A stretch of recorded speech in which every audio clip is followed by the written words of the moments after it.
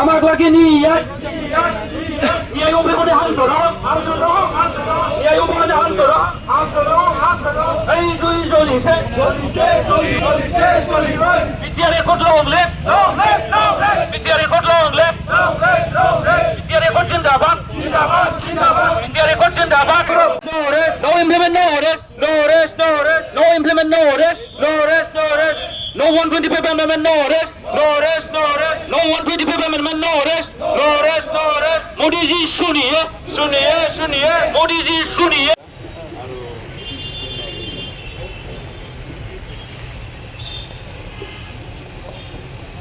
আজি আমি নিখিল বড়ো ছাত্ৰ সন্থাই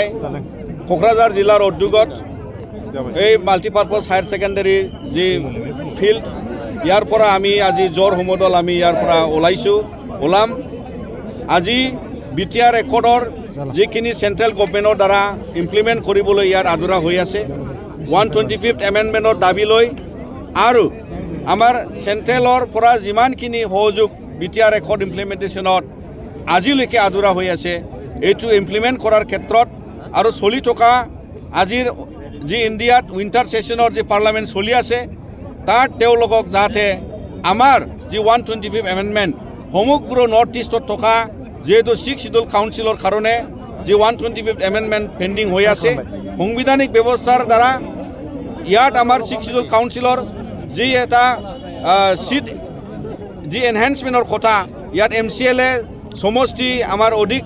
য'ত মানে 46ৰ পৰা 60 সমষ্টি গঠনৰ সাংবিধানিক ব্যৱস্থাৰ দ্বাৰা আনিব লাগে লগতে ইয়াত ডাইৰেক্ট ফাইনেন্সৰ কথা আছে আৰু বিটিআৰ যি একৰ্ডৰ অন্তৰ্ভুক্ত আমাৰ বিভিন্ন ইয়াত এডিশ্যনেল যি ছাবজেক্টছ ডিপাৰ্টমেণ্ট ইনক্লুড কৰাৰ ক্ষেত্ৰত যাতে সাংবিধানিক ব্যৱস্থাৰ দ্বাৰা অতি সোনকালে ভাৰত চৰকাৰে আমাৰ কথাটো শুনে আৰু ইমপ্লিমেণ্ট কৰি দিয়ে ইয়াৰ কাৰণে আমি আজি কোকৰাঝাৰৰ এই হায়াৰ ছেকেণ্ডেৰী গ্ৰাউণ্ডৰ পৰা আমি জোৰ সমদলটো ওলাই আছোঁ কিয়নো বাৰম্বাৰ আজি 6 বছৰ অতিক্ৰম হ'বলৈ গৈ আছে আমাৰ বিটিআৰ ৰেকৰ্ড তো ইয়াৰ কাৰণে নিখিল বড়ো ছাত্ৰ সন্থা আমি দাবী কৰি যাম আৰু আমি আলোচনাও কৰি আছোঁ তেওঁলোকে যাতে অতি সোনকালে আমাৰ এই দাবীটো পূৰণ কৰে ইয়াৰ ক্ষেত্ৰত অসম চৰকাৰৰ মাননীয় মুখ্যমন্ত্ৰী ডাঙৰীয়ালৈ আৰু আজি গৃহমন্ত্ৰী মাননীয় অমিত শ্বাহ ডাঙৰীয়ালৈ আমি মেমৰেণ্ডাম প্ৰেৰণ কৰিছোঁ আমাৰ ৰিমাইণ্ডাৰ হিচাপে তেওঁলোকক আমি মেমৰেণ্ডাম প্ৰেৰণ কৰিছোঁ কিয়নো আমি গণতান্ত্ৰিকভাৱে যিটো আন্দোলন কৰি আহিছোঁ আৰু বড়োলেণ্ডত যেতিয়া বিটিআৰ ৰেকৰ্ড হ'ল তাৰ পাছৰ পৰা ইয়াত আমাৰ বিভিন্ন সশস্ত্ৰ আন্দোলনকাৰী NDFBক লৈ আৰু আমাৰ বিভিন্ন গণতান্ত্ৰিক আন্দোলনকাৰী এফচুৰ লগত থকা যিমান সংগঠন আছে আমি বড়োলেণ্ড আন্দোলনখনক আমি ছাছপেণ্ড কৰি ৰাখি থৈছিলোঁ আমি যেহেতু গণতান্ত্ৰিক আন্দোলন এতিয়ালৈকে বড়োলেণ্ড দাবী আমি আৰু উত্থাপন কৰাৰ ক্ষেত্ৰত নিখিল বড়ো ছাত্ৰ সন্থা আমি ৰিজলিউশ্যন লৈ সেইটো আমি ছাছপেনশ্যনত ৰাখি দিছিলোঁ কিন্তু অনাগত দিনত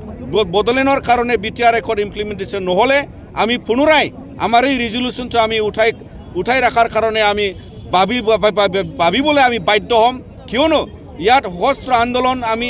বড়োলেণ্ডৰ বিটিআৰ ৰেকৰ্ডৰ পাছত এটা শান্তি পৰিৱেশ বড়োলেণ্ডৰ আমি বসবাস কৰি আছোঁ আৰু এই শান্তিটো আমি চিৰদিনৰ কাৰণে বচাই ৰখাৰ কাৰণে ভাৰত চৰকাৰে ৰেছপনচিবল হৈ আছে আৰু অসম চৰকাৰো ৰেছপনচিবল হৈ আছে তাৰ লগত আমি ষ্টেক হোল্ডাৰ্ছ আন্দোলনকাৰী সংগঠন হিচাপে আমি সেইটো ইমপ্লিমেণ্টেশ্যন দাবী লৈ ইয়াক যাতে আমাৰ বড়োলেণ্ডত চিৰদিনৰ শান্তিটো বজাই ৰখাৰ কাৰণে আমি আহ্বান জনাইছোঁ অনাগত দিনত যাতে